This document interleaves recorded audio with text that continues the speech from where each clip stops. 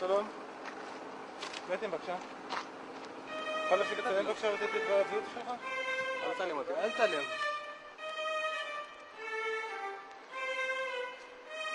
זוהי יונת צייד, הטרף הוא עוד בית של יונה המנסה לשרוד תחת שלטון העית.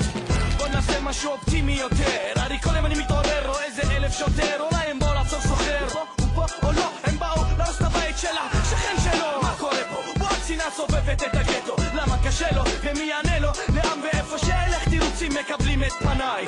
עברתי על החוק, לא החוק עבר עליי. די רבותיי, כאן נולדתי, כאן נולדו גם סבותיי, לא קלטותי משורשיים. תבין גם היא, יש לי אמונה במשטרה, אם תרצו אין זו אגדה, עוד לא השארתם לי לבנות מרפסת לעמוד עליה ולבטא אותה.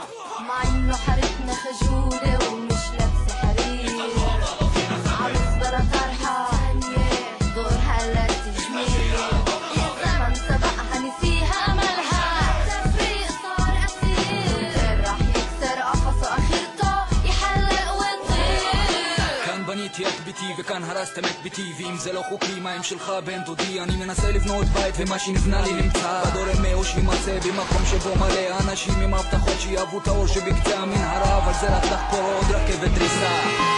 לא, בשיר הזה אין צנזורה, יש גדר ביוב מסילה, קרא לי זה ארכיטקטורה ותוסיף לי זה פלפל בצבע לבן, ומה שיתעטש ממנו הוא אקדח שניתן בכל הדברים שאמרתי רק נהיה להם קול, ויש את האנשים שעומדים בתור שיש להם חיוך בחיוך וחיוך בסיבוך, כל עוד הסיבוך בן, אבל תדע שזה חבל סבוך מדי, זה לא גזענות, זאת ציונות, די, זה לא בורות, זה רק התחפרות בבורות. معي حارتنا خجولة ومش لابسة حرير عروس بلا طرحة دورها لا تجميل الزمن سبقها نسيها أملها التفريق صار أسير راح يكسر قفصه آخرته يحلق ويطير. لينا تشوف أطفال ما تدور على مستقبل اللي حدوده كل سما شعار المن غبار هدم المحا لسه نور ما طفى. בית הרוס ובגינה 8 מסילות וביום עוברות לפחות 200 רכבות. מאחורי החורבה גדר הפרדה שאמור להיות בין הבית למסילה, אך זה נמצא